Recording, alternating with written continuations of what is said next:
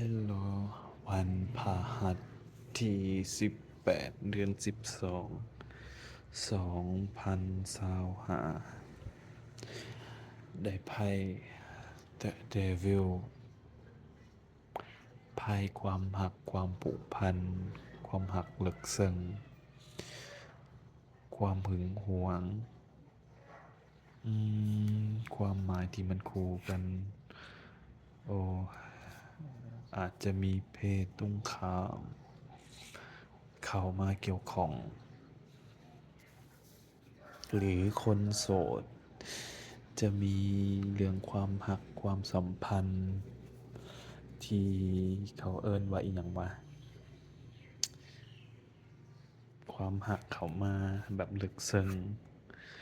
ความหักใหม่ๆก็ได้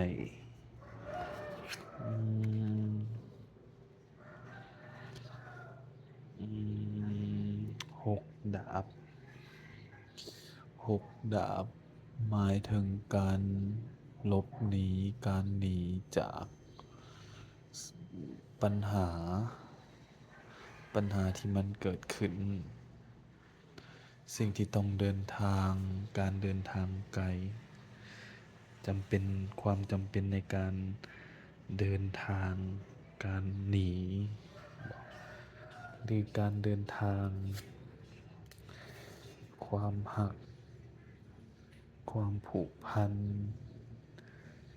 เงินก้อนการลงทุน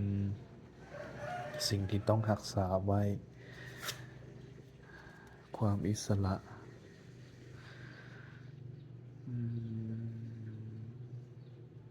สิแปลไปได้ดีเนาะสิแปลว่าอยากอิสระก็ได้หรืออยากรักษาสิ่งนั้นไว้บ่แบบนี้บ่ลาสาถือเหรียญเงินก้อนใหญ่โชคลาภก้อนใหญ่มีความหักดีๆเข้ามามันจะเกี่ยวของกับเรื่องความหักกับโชคลาภทางด้านการเงินบ่จะ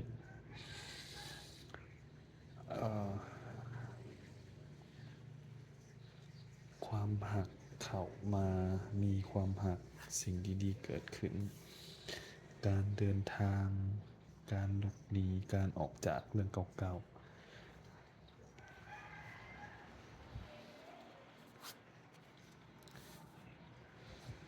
การแบกรับสิ่งที่ต้องแบกรับภาระปัญหาการเฉลิมฉลอง